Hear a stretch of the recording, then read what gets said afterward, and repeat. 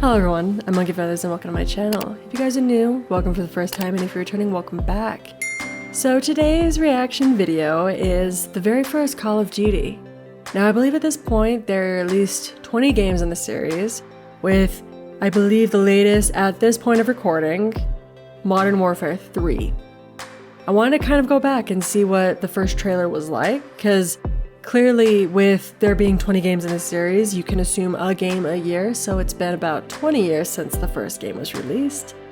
And I only have 2 games in the series, and it's Black Ops and Black Ops 2. But I never played them for the game itself, the story mode.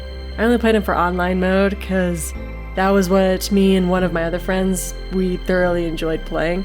We haven't done it in many years, but we always enjoyed playing online mode and just staying up until 3 in the morning doing that. So I kind of wanted to see what it looks like now, the trailer, and see just how much has changed and just where the original story started. So let's jump into it. For Mother Russia, comrade! Do not turn your back on her! Wow.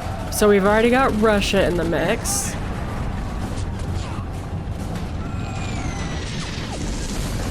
Ooh.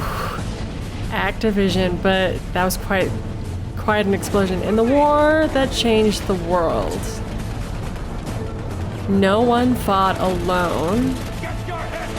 Ordinary soldiers fighting together.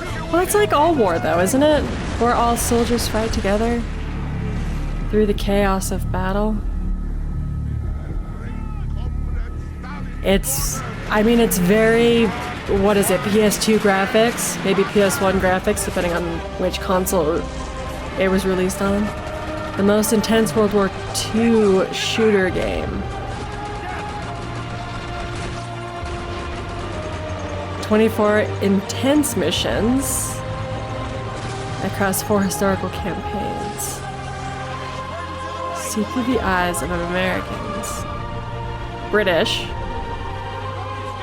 and Russian soldiers. One goal, Berlin.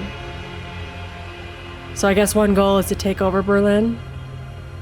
So I can see the clear appeal that would be for these games, because I think it's kind of similar to what I've said about like Assassin's Creed and God of War, where you have moments in games where you're playing through some type of historical event.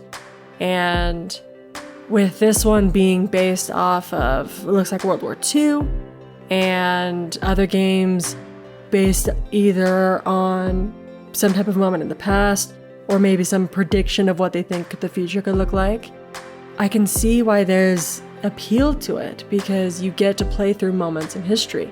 And of course with this game, you're doing it in the first person, you're getting to experience just, as they described, chaos of battle and running around doing whatever the mission entails. So it's interesting just seeing how the game has changed from clearly this being in World War II, this being back in probably 2003, I think, with their limited graphics that they have, and seeing where they're at now with Modern Warfare 3, clearly higher graphics because you're on, I guess, the next generation consoles where you can do more, you can expand more, and you have basically unlimited stories you can tell, because while games like this, you can retell moments in history, World War II, or you can just go and jump in the future and say, this is what I think is going to happen, and this is what the story is going to be about. So I like the idea of games that allow you to play through moments in history, as I've clearly said, through God of War, where you're playing through Greek elements or Norse elements, Assassin's Creed, where you're playing through just generic elements of history, these games where you're playing through some type of war historical element. So I kinda like it. But that's gonna be it for this video. As always, like, comment, and subscribe. And until next time, I'll be seeing you guys later.